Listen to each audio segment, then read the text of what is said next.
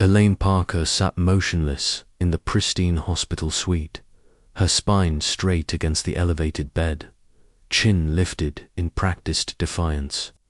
Gauze wrapped her eyes like a shroud, the ends tied with clinical precision behind her head. Monitors beeped in a lazy rhythm beside her, and the scent of disinfectant clung to everything. Moments earlier, the doctor had left without a word, his clipboard full of polite uncertainties. Now it was just Elaine, her husband, and the hum of forced air through sterile vents. Marcus held her hand lightly, as if afraid too much pressure would break her. Or maybe he just wasn't used to touching her anymore. "You're strong," he murmured, voice close to her ear. "You'll get through this." Elaine didn't reply. Her fingers curled around his in silence. The door opened with a soft swoosh, and a nurse entered, heels whispering across the floor. Elaine heard it clearly, every detail amplified in the absence of sight. But she stayed still, watching, listening. "Mr. Parker," the nurse greeted, voice chipper to chipper. "I brought the paperwork you asked for." "Thank you, Jessica," Marcus replied, his tone suddenly lighter, warm in a way he hadn't been with her in weeks. He chuckled at something she said, the kind of laugh Elaine hadn't heard from him in months. The nurse giggled back, too familiar, too quick, their words lowered to murmurs. Private exchanges meant to exclude her. She felt his grip slacken, the warmth of his palm retreating. Elaine's stomach tightened. Her jaw flexed. "They think I can't see, and technically she shouldn't be able to." The diagnosis had been clear psychogenic blindness, the result of trauma, the fallout from a horrific car accident just days ago. The impact had left her shaken, bruised, and, inexplicably, blind. That's what the doctors said. That's what Marcus told them. That's what everyone believed. But Elaine knew better. She could see not just shadows and shapes, not just light behind the gauze. She could see what she'd never wanted to before. The truth, asterisk, they said. Trauma did this, that I can't see, but I can. I see everything now, including the truth. Asterisk. Elaine tightened her fingers around Marcus's hands, slow, deliberate, unmistakable. He flinched, just for a second, and then the smile returned to his voice. "You okay, babe?" She didn't answer. Behind the bandages, her eyes narrowed. Elaine Parker hadn't built an empire by trusting smiles. She knew performance when she heard it, and betrayal had a sound of its own, a shift in tone, a careful pause, a chuckle that didn't belong. She'd spent years ignoring what she didn't want to face, but not anymore. Now she would watch carefully, quietly from behind the bandages. Let them believe she was broken, helpless. Let them think she couldn't see, because that was their first mistake, and she was going to make sure it was their last. Elaine Parker had always known how to fight her way out of corners. Born in the dusty back streets of Enugu, she'd grown up watching her mother barter yams in the marketplace, while her father drank away their savings in backroom parlors. Poverty wasn't just a condition, it was a presence, something that clung to her clothes, settled into her bones, and whispered she'd never escape. But she did, with nothing but determination and an inherited sharp tongue. She clawed her way through university, teaching herself supply chains, procurement networks, and the politics of Lagos, logistics. By the time she was 30, she had taken over an industry that barely let women through the door. Forbes Africa called her one of its women to watch. Investors called her a hurricane in heels. She built Parker Freight from nothing, turning one leased van and 2 drivers into a nationwide logistics powerhouse with government contracts, exclusive retail partnerships, and distribution rights others would kill for. And maybe someone did. Marcus had entered her life during those early chaotic years, calm, composed, always ready with her coffee before she asked. He'd been her first assistant, then her operations lead. Elaine remembered the way he'd believed in her, how he stayed late, managed the staff, shielded her from the chaos while she brokered deals and conquered markets. When he proposed, she said yes. When he asked for a bigger role, she gave him 30% of the company. Her friends called her reckless. Melanie, her younger sister, had practically screamed, "You don't marry your assistant and hand him a fortune, Elaine." She'd warned, "You build it with him, maybe, but not after." Elaine hadn't listened. She was in love. Marcus had been her constant in a life full of shifting loyalties. He was the one person who seemed to understand the burden of being strong all the time. But strength, she now realized, could become its own kind of blindness, because lately, things had shifted. Marcus was no longer the man who brought her dinner at midnight, or stayed up analyzing quarterly projections. He was colder now, preoccupied. Meetings ran long without explanation. Calls came in late at night, hushed and clipped. When she asked, he brushed her off tired. He'd say, "Work stress." It was Melanie who voiced the suspicion Elaine had buried. "I saw him," she said one night, trembling with a mix of guilt and rage, "at the Rosewood. He was with another woman. They looked comfortable." Elaine had wanted to laugh it off, to believe her sister was mistaken. But that night, she started noticing things, subtle, off-kilter details that stacked up like kindling. Bank accounts slightly off balance, contracts quietly reassigned. A key client vanished with no explanation. And then the crash. It had been a routine driver, John, behind the wheel, heading to an afternoon strategy session. The brakes failed on a narrow overpass. The car slammed into the barrier. John died instantly. Elaine survived. Barely. The hospital called it a miracle. They also called it trauma-induced blindness. Psychogenic, they said. A rare psychological response to the accident. Temporary, treatable. But days later, while the doctors offered sympathy and Marcus whispered reassurances, a man named Onyakochi sat across from her in a dim, rented office and showed her photos. There was no accident, he said. Someone cut the brake lines. Elaine didn't speak. She only stared, eyes wide behind the gauze, heart pounding. Whoever did this wanted you dead. She didn't ask who. She already had a name swirling like poison in her mind. Now, in this crisp, sterile hospital suite, Elaine played her part. Blind, fragile, grateful, the perfect patient, but beneath the bandages. Her eyes moved constantly, watching, calculating. She was hiding two truths she could see, and she suspected the man who once knelt to zip her heels was trying to destroy everything she'd built, including her life. Marcus came and went with a smile now. He played the grieving, worried husband perfectly. But Elaine heard too much in the quiet, coded phone calls, whispers from the nurse station, documents she was never meant to touch. He was slipping. That was the problem with betrayal. It always made people careless. She had spent years fighting men who wanted her to fail. She had fought banks, boards, and bitter rivals. But nothing had prepared her for this, the realization that the greatest threat had been in her bed the whole time. Elaine didn't cry when the investigator handed her the truth. She didn't scream or curse or collapse. She simply nodded, thanked him, and made a decision.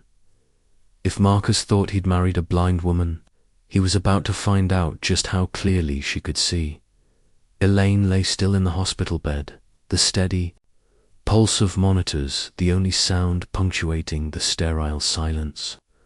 The bandages over her eyes gave her cover, but not comfort. She'd learned to track Marcus by the weight of his footsteps and the cadence of his breath.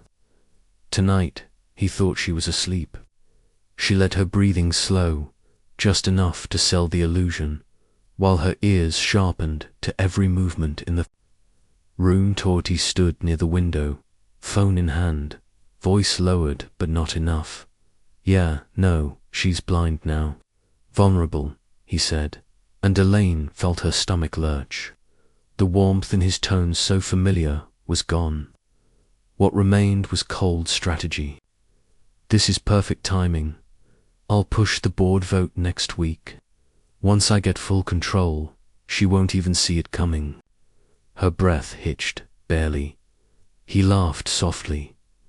"I know, crazy, right? She never saw the signs, but she's out of the way now. It's almost done." Elaine's fingers twitched beneath the blanket. A chill swept through her body that had nothing to do with the hospital air. He wasn't just betraying her, he was preparing to erase her. Take the company. Take everything. And maybe he wouldn't stop there. He ended the call with a curt, "I'll update you soon," and slipped out with the same measured confidence he used to wear in meetings, smooth, composed, already counting his victory. Elaine waited until the door clicked shut, then exhaled slowly. Her heart thudded against her ribs, but her mind moved faster. He'd already started making moves. Her personal assistant, Zara, had been conveniently reassigned to another division. She'd tried to call Melanie earlier that day, but the call hadn't gone through. Twice. When she asked the nurse to try again, she was told her sister must have changed numbers. Bullshit. Marcus was isolating her, keeping her surrounded only by people he could control. He wasn't just trying to win, he was trying to erase her from her own life.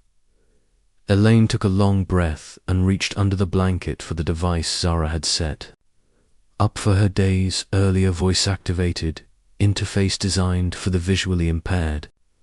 She cleared her throat and gave a command. "Call Connell private line." There was a pause, then a soft beep. "Elaine," came the voice of her lawyer, Connell Ballaghan. Alert, hesitant. "Is everything okay?" "No," she whispered. "Listen carefully. Start the process to transfer my shares immediately." A beat of stunned silence. "To who?" "Not Marcus," she said, her voice low and urgent. "To someone I trust. Quietly. No press. No board announcements. If he finds out, it's too late." She could almost hear Connell sit up straighter. "Understood. I'll begin tonight." "Also," she added, her voice cracking ever so slightly, "review the company's insurance policies. Look for any recent changes, anything Marcus might have signed without board consensus." "You think I know," she said, sharp now. "Just find it." She ended the call with a second command and took a deep breath to steel herself. The next step had to be personal. She navigated to the encrypted voice messenger Zara had helped her set up for emergencies. She dictated the message slowly, clearly. "Melanie, come to the hospital, but don't let anyone see you. Not staff, not Marcus. Be invisible. I'm not blind." She hit send. It was only a matter of time before Marcus returned, charming, doting, ready to spoon-feed her lies. But now she had a head start. He thought he was working with a broken woman, but what he didn't know was that Elaine Parker had survived more than this, that she'd grown up in the shadows, fighting for air. that she'd watched men underestimate her again and again and used that miscalculation to bury them.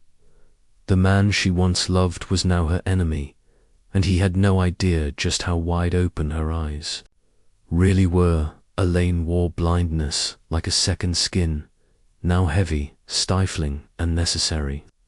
Every moment she spent behind the gauze was an exercise in control.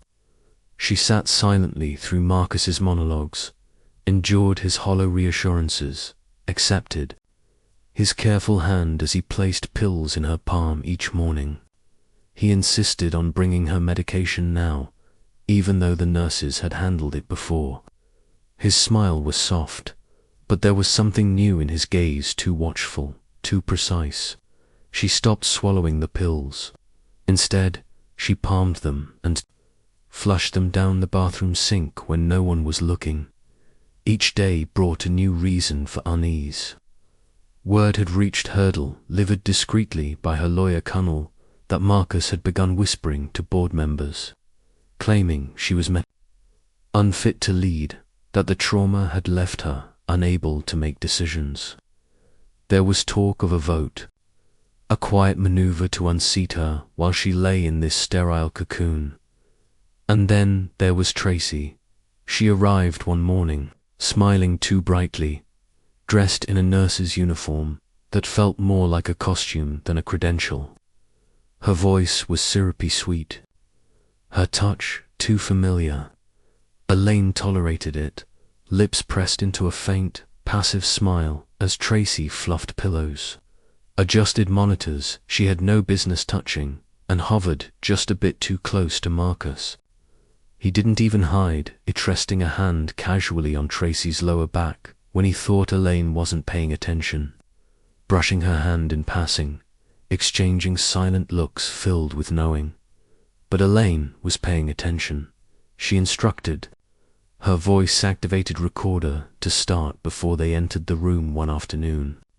She kept her breathing slow and even as they spoke near the window, just beyond her hospital bed. "She's out of it," Tracy whispered, laughing, like a ghost under those blankets. Marcus's voice followed, low and gloating. "Perfect. The board's already nervous. Once her shares transfer, she's history." Elaine's stomach twisted, but her face gave nothing away. Tracy's voice turned flirtatious. And then, Marcus said, "We disappear with everything." They laughed, soft, cruel, victorious. Elaine stopped the recording. That night, tucked it into a secure drive, and waited. Melanie arrived under the cover of early dawn, dressed in hospital scrubs, a surgical mask covering most of her face. The guards hadn't even flinched when she walked through. Elaine waited until the door was locked before lifting her gauze. Melanie gasped when she saw her eyes clear, focused, blazing with fury. "You can see," she whispered. "I never stopped." They embraced, briefly. Then Elaine laid out the plan with a calm urgency she hadn't felt since she negotiated her first multi-million-naira contract.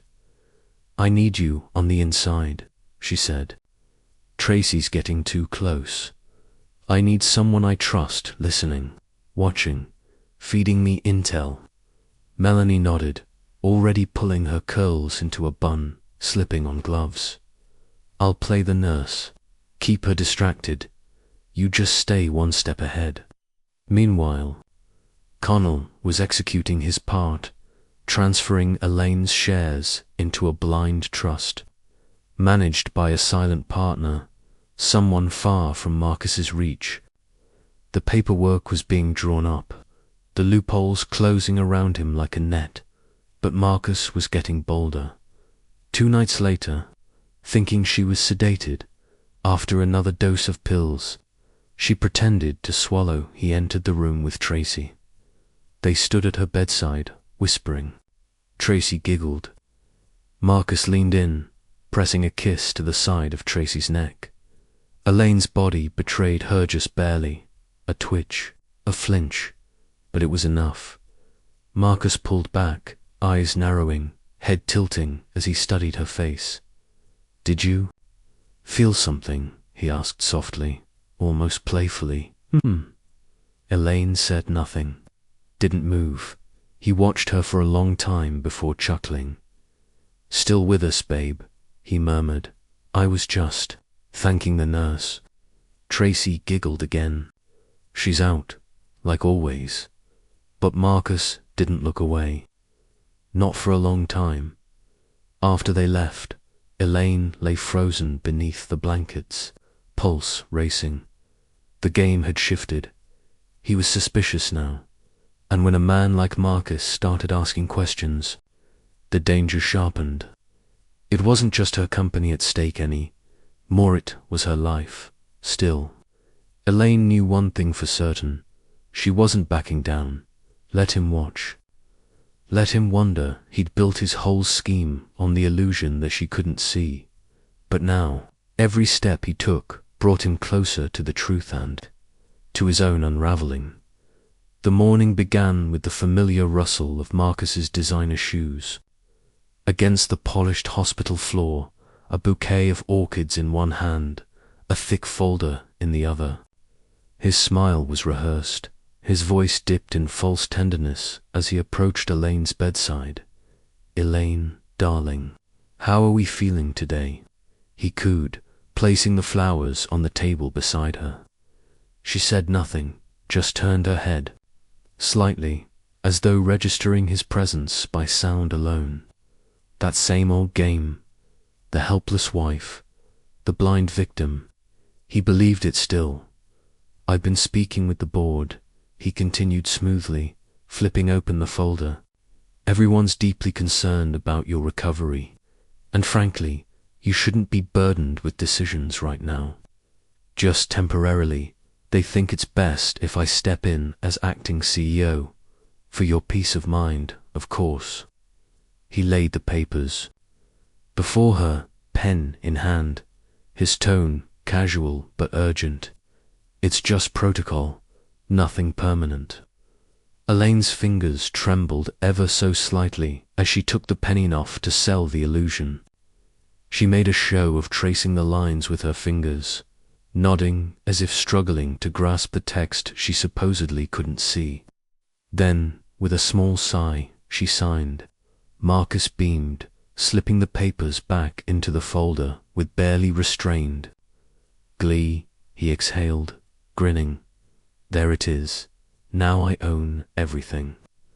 Elaine's hand slowly rose to her face. She peeled away the bandages in silence, strip by strip, until her sharp, clear eyes were visible.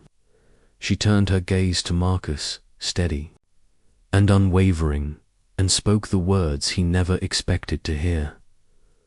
"No, Marcus," she said coldly. "You own nothing." His smile faltered. A breath, a beat. Then panic flickered across his face. Before he could move, Elaine pressed a small button tucked beneath her blanket. A soft chime sounded overhead. Panels in the hospital wall slid open, to reveal hidden cameras monitors flickering to life. Footage rolled in sequence, Marcus whispering to Tracy, celebrating Elaine's downfall. Tracy adjusting Elaine's IV when no nurse was present. Marcus on a phone call laughing, bragging about the forged documents. And then, chillingly, the audio of his voice the night he thought Elaine was asleep. "Once her shares moved to me. She's history." The door burst open. Security entered first, two uniformed officers who took their place by the wall. Behind them came Kunel, Elaine's lawyer, flanked by 3 board members, their faces stony with quiet outrage. Last came Melanie, dressed in scrubs no more, eyes burning with vindication as she walked to her sister's side. Marcus stepped back, face pale. "Wait, no, this is a trick. That wasn't the documents you gave me, Elaine. Cut in, switched before you ever touched them. You signed a decoy, legally meaningless." She held up the real documents and signed. You never had control, Marcus. Not for a second. Tracy stumbled into the room, her face ashen. What is this? She demanded, but no one answered. Kunle stepped forward, handing a copy of the recordings to the security officers. We have evidence of fraud, corporate sabotage, and attempted murder. Everything has been filed. You're lying, Marcus hissed, voice trembling now. You're bluffing. One of the board members stepped closer. We've reviewed the footage. We've heard the calls. You're done. Marcus looked around the room at the sister he'd tried to isolate, at the wife he'd underestimated, at the empire he thought he'd stolen, and collapsed into the nearest chair, hands in his hair, mouth open in stunned disbelief. Elaine stood now, tall and unshaken, the illusion of fragility shed like old skin. You tried to bury me, she said quietly, but you forgot I built this company from nothing. I survived things you couldn't even imagine, and you tried to kill me with your cowardice. Marcus didn't respond. He had no words left. Elaine turned to Kunle and the board. I'll recover, she said, on my terms.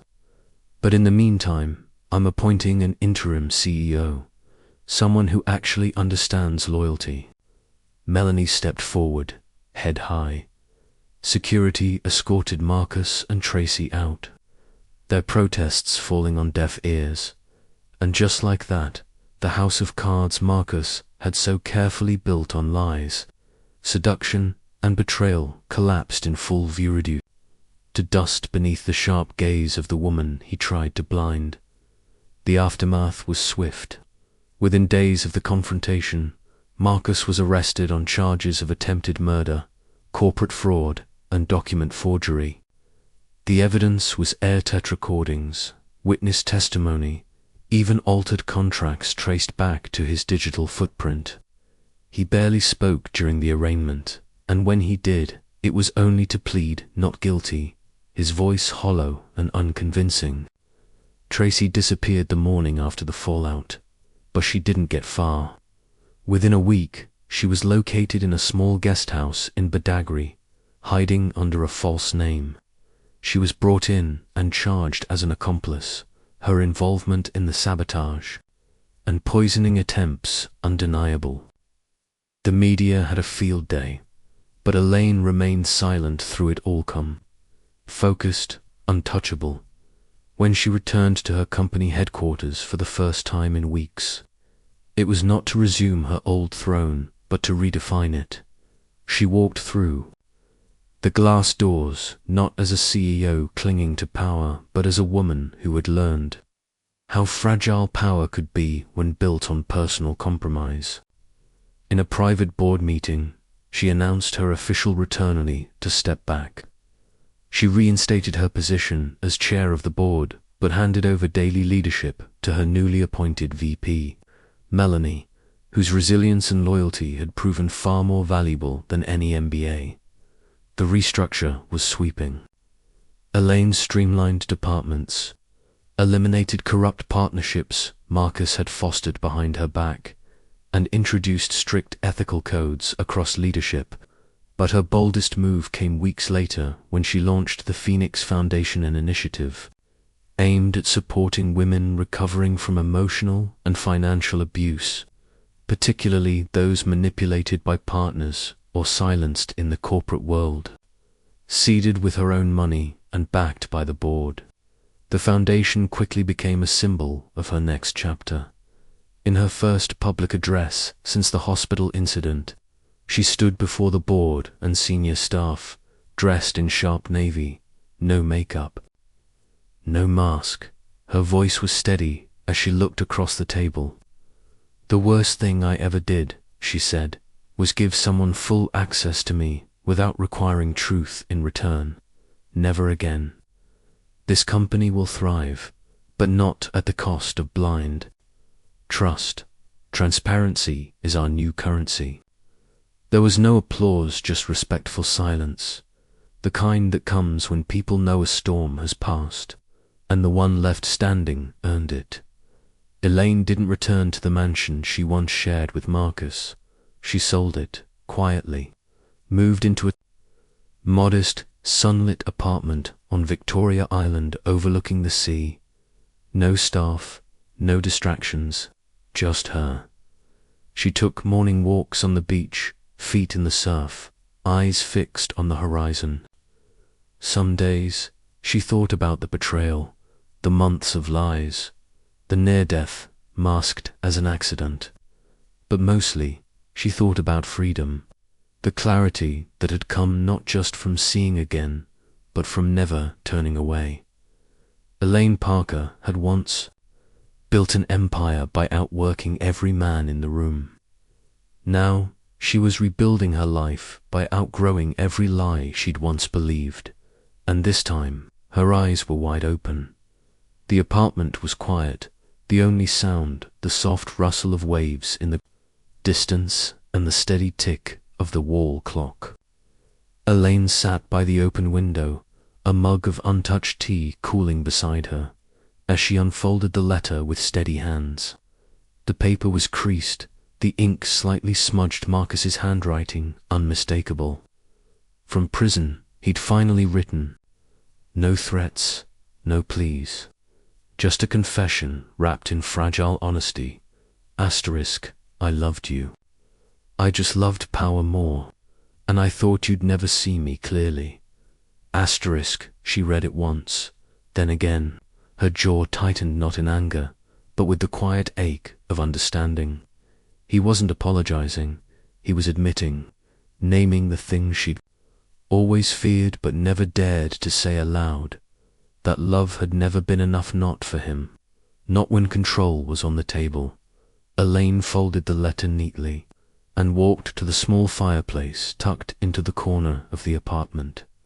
She held it for a moment, staring at the words one last time, then dropped it into the flames. The paper curled and blackened, turning to ash within seconds. She crossed the room and paused in front of the mirror, simple, unadorned. Her reflection met her with calm certainty. No bandajes, no pretense. Just Elaine scarred, changed, but whole. She studied her eyes, once clouded by loyalty and illusion, now sharp with hard-earned clarity. I see everything now, she said quietly. Behind her, the fire crackled. Outside, the ocean murmured,